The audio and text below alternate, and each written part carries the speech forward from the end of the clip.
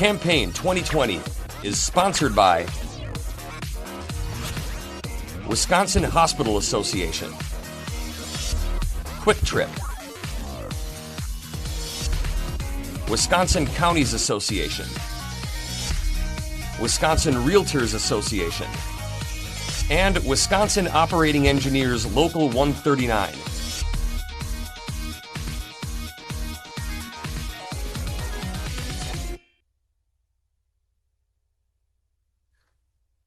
State Representative Greta Neubauer of Racine is a Democrat seeking re-election in the 66th Assembly District. Greta, welcome back to WisconsinEye. Thank you so much. Great to see you all. Governor Evers would like legislators like you in the Capitol acting on his 9-bill police reforming package. That's not happening. You support that entire package. Does it go far enough? And talk to me about the tragic events in Kenosha this week and your reaction, please. Thank you. So policing and justice reform is a critical issue in our community here in Racine, and that has been the case long before this summer. I was an original co-author and co-sponsor of many of the bills that are included in the Evers package, and so yes, I do support all of those bills. They are a strong start to ensure safer, better practices are utilized statewide. And they also, of course, will increase transparency and accountability between law enforcement and the public. As you asked, do they go far enough? They don't, in that we have lots of work to do here in Wisconsin, locally and at the state level. And that, as I said, those calls have been coming to us for a long time. And we have seen, unfortunately, Republican refusal to address the systemic inequalities that we have seen in our policing and criminal justice system in Wisconsin. This summer, I've been serving as a member of the Mayor's Task Force on Police Reform here in Racine. And through that process, have heard from hundreds of community members about their interactions with law enforcement here and in other parts of the state and where they believe we need to go from here. And, I've heard common themes. People in Racine are grateful for the reforms we've enacted thus far, and also believe that we have more work to do to make sure that everyone feels safe in our community, everyone feels treated equally. And of course, there are many concerns about things that aren't being funded, like mental health treatment and drug counseling. As you said, this legislative package, it's a start. It won't solve every issue, but I really do believe that we need to come back into session as soon as possible and take action on these bills. Greta, I did a Newsmakers interview with your Senator Wangard, yesterday, and we walked through some of his bills. He said that Democrats, even Senator Lena Taylor, is a backer of some of them, but he said we're not going to get there till probably spring session. Have you had a chance to review his proposals? Do you like some of them? And what about the spring timetable, please, or timeline? Sure. Yeah. Some of Senator Wangard's proposals I would absolutely consider. But really, my issue is with the timing. We've been talking about policing and these underlying issues for years, and we don't have any more time to waste. I've been over in Kenosha. I was there last weekend for at least 1,000-person strong, peaceful event in which Lieutenant Governor Mandela Barnes and others addressed the crowd. And I looked around, right, and I saw people getting out their phones to call their legislators or text their legislators and say, please take action. And people don't want to wait anymore. We know what the issues are. There are proven solutions that have been implemented locally in some places in Wisconsin and nationally. And we can't wait any longer for the legislature to come back to work and take action. Just a very quick follow-up question. When you saw that video of the shooting of Mr. Blake, your personal response? Of course, it is a disturbing and troubling video. We need to follow through on the investigation. We need to see what charges come out of that. I hope that we can hear soon from our Attorney General and then DA on the next steps. But of course, the first thought for me was that this fits into a much broader conversation about policing, about racial justice in our community. And It calls for us to do what we can to increase the public's faith that they are going to be treated fairly and equally by law enforcement. Okay, let's move on to some other issues. You're a sponsor, I think, of the Governor's People's Maps Commission plan, aren't you?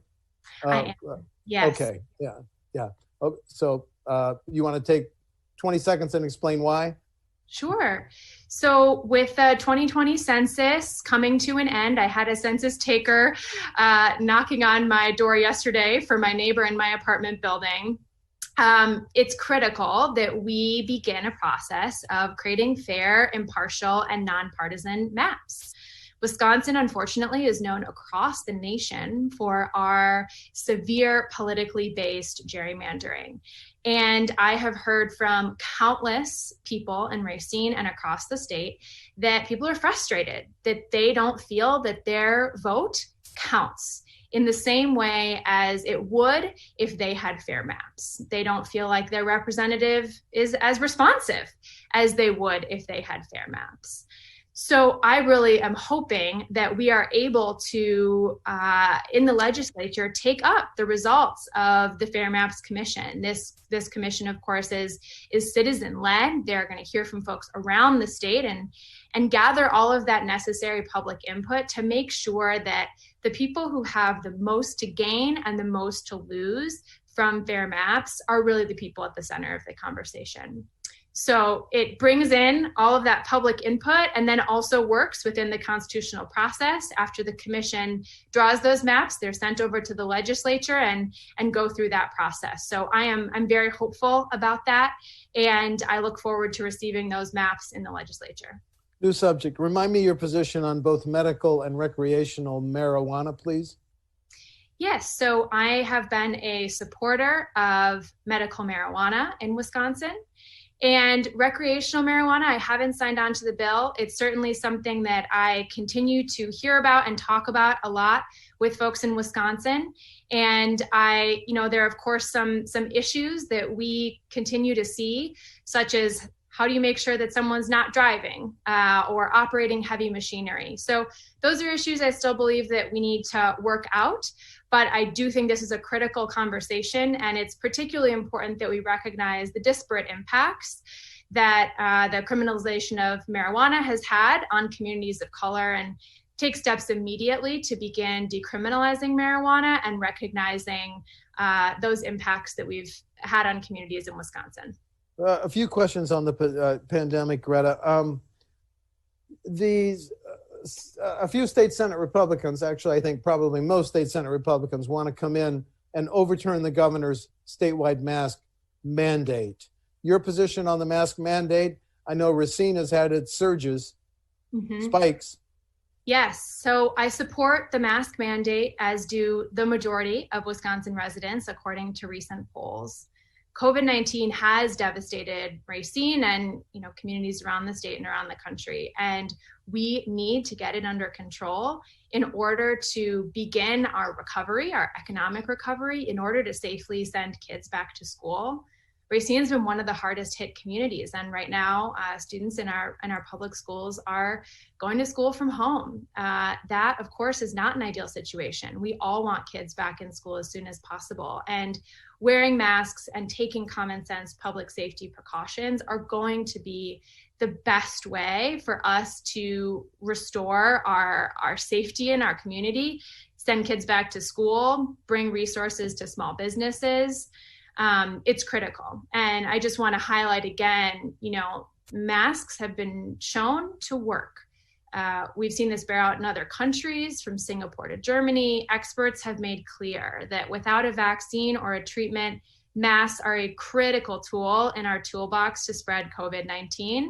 It's the way that we look out for our neighbors and start to move towards a recovery from this pandemic. Well, LFB issued a report Monday saying that tax collections held up pretty well for the year that ended June 30. There's concerns about what the pandemic might do to tax collections in the current year, which ends next June 30. If we're $1.5 billion short, raise taxes or cut spending? Well, I really believe we need to start that conversation from the core understanding that government's role in this moment is to support Wisconsinites to weather this storm. And we cannot be cutting essential services that Wisconsinites need to make ends meet. My staff and I talk to folks every day who are facing eviction, who don't know how to get to the other side of this crisis with their small business, are concerned about their neighbor or family member's mental health. So in terms of potential budget shortfall, we need to consider all of our options. We certainly need to make sure that we are spending our resources as efficiently as possible. And then we also need to recognize that in Wisconsin and across the country, people are paying different tax rates. And I don't believe everyone has been paying their fair share. Low-income folks tend to pay higher tax rates than the highest earners. And that's something I think that we will need to grapple with if we see a budget shortfall, as our low-income folks in Wisconsin truly cannot afford either to lose those essential services or to be paying more in taxes in the middle of this crisis. Hospitals have been, of course, on the front line of treating COVID-19 patients. If you're reelected voting on the next state budget, do hospitals deserve an even greater fiscal priority than they may be getting in the current budget? Yes, I believe so.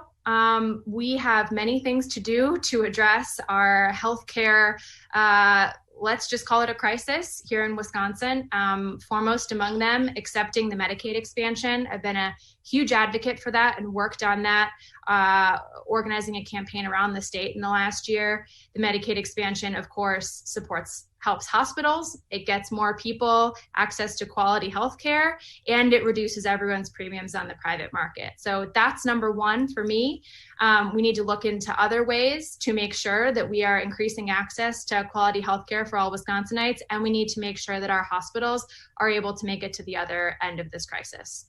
State Senator Camping just this week introduced a bill that says if a business or organization complies with CDC protocols to protect its employees or customers, they should be immune from COVID lawsuits. Do we need a state law like that? I'm concerned about some of this language. We need to allow folks to have the ability to sue in a court of law if they receive COVID because of negligence of a business or other entity.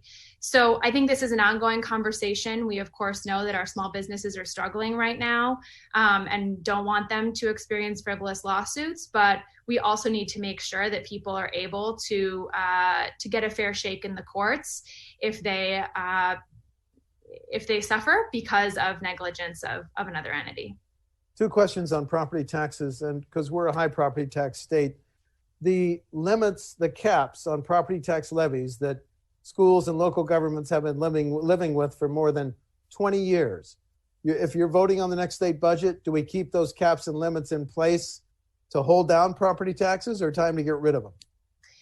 I think we have work there and beyond on shared revenue. I am in constant conversation with our local government here in Racine. Most departments in Racine are going to be facing upwards of 5% cuts, many 8% cuts in our coming budget. That is not acceptable, especially when we are looking at a crisis and increased costs for services and increased demand for our agencies. And so, yes, I do believe we need to revisit the question of local levy limits. And I also believe that we need to look to other sources of funding to make sure that local governments are able to make ends meet. Other sources of funding, like Representative Goyke's plan for Milwaukee, that after a referendum would let them charge a half-cent sales tax? Yes. Things like that? Things like that. Okay. Last year, Governor Evers recommended raising the gas tax to stabilize highway and bridge funding. Could you vote to raise the gas tax? Yes, I would. I believe there are many pressing infrastructure needs that we need to address in Wisconsin. We also need to recognize that the gas tax, unfortunately, hits low-income folks harder than it does those at the top of the spectrum. And so we need to make sure that we are also making critical investments in walking and biking infrastructure, in public transit, so that we are allowing folks to choose other options and giving everyone the ability to safely get to work, to school, regardless of their income. If a school district, a local government, plans a major public works project, should they have to give a preference to Wisconsin businesses? And the context here is a study found in 2015, out-of-state contractors got $72 million in public works contracts. That doubled to $146 million within 3 years. Should local governments have to give a preference to Wisconsin businesses? Yes, I believe so. We are spending taxpayer money, and I believe the businesses and workers in our state should be the ones to benefit from those jobs if at all possible. I also think it's critical that we make sure that we are prioritizing union labor, responsible contracting, and that's something that we're not able to do in Wisconsin right now. But if we want to rebuild the middle class here, if we want to recover from this crisis, we need to be creating good family supporting jobs here in Wisconsin. And some of these infrastructure investments, both the ones that you mentioned and others. I work on climate change. That's a really important issue to me. We need to be making significant infrastructure investments over the coming years to reduce our carbon footprint and reduce inequality, and prioritizing in-state union contractors and workers is a great way to do that. Final question. You want to highlight differences between you and your opponent on November 3? Yes, I have been working really hard to represent Racine for the last 2+ years. I believe that I have represented us well. I have fought for the priorities that I hear about when folks call me. I have fought for strong schools, affordable health care, addressing climate change, fighting racial disparities, and creating good jobs. My opponent is a member of a party who is not fighting for those things. And I don't believe that the people of Racine need a representative who is going to join Republican colleagues in refusing to come to work during a pandemic, in refusing to answer the call for police and criminal justice reforms, in refusing to accept the Medicaid expansion or provide health care and paid sick time to our healthcare heroes during this crisis. We need leaders who are responsive to the issues that working families and people in Racine are facing. And I believe I'm that person. State Representative Greta Neubauer of Racine is a Democratic candidate for re-election in the 66th Assembly District. Greta, thank you for talking to WisconsinEye. Thank you for having me. Great to be here. Take care. Stay safe. Thank you. Campaign 2020 is sponsored by Wisconsin Hospital Association, Quick Trip, Wisconsin Counties Association, Wisconsin Realtors Association, and Wisconsin Operating Engineers Local 139.